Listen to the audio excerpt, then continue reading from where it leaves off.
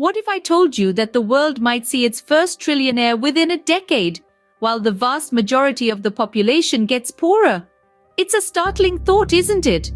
But this isn't just a grim hypothetical. According to Oxfam's annual inequality report, this is our current trajectory. Now, let's delve into this story.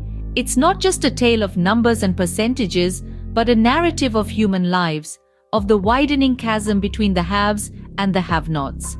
In recent years, the fortunes of the world's 5 richest men, including the likes of Elon Musk, Jeff Bezos, and Bernard Arnault, have more than doubled since 2020. Yes, you heard that right, more than doubled.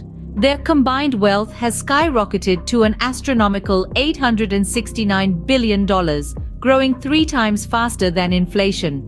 And while these 5 men were making an average of $14 million per hour, what was happening to the poorest 5 billion people? That's 60% of the world's population. Their total wealth decreased by 0.2% in real terms. Imagine that. While a handful of men watched their wealth multiply, billions of people watched theirs shrink. It's not just a story of inequality, it's a story of injustice.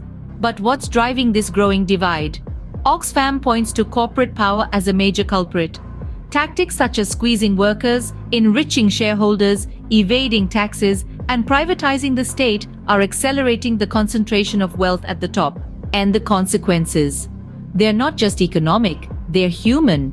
The World Bank estimates that 700 million people currently live in extreme poverty, with half of them in sub-Saharan Africa. That's 700 million lives struggling to survive, to feed themselves, to access healthcare, to simply live with dignity. The report warns that if these trends persist, we might see our first trillionaire in less than a decade. But eradicating poverty, that won't happen for another 229 years. The question is, can we afford to wait that long? Can we ignore the injustice and the suffering? Can we turn a blind eye to the erosion of basic human rights? This isn't just about wealth, it's about morality.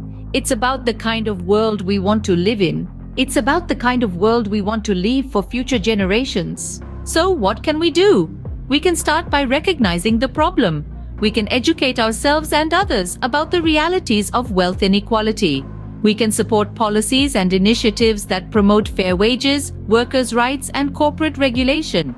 We can advocate for tax justice and the reining in of corporate power. We can hold our leaders accountable. We can demand change. Because the world doesn't have to be this way. Inequality isn't inevitable. It's a result of choices, policies, and systems. And it's within our power to change them. So as we move forward, remember this. The fight against wealth inequality is not just a fight for economic justice. It's a fight for human rights. It's a fight for a fairer, more equitable world. And it's a fight that needs you.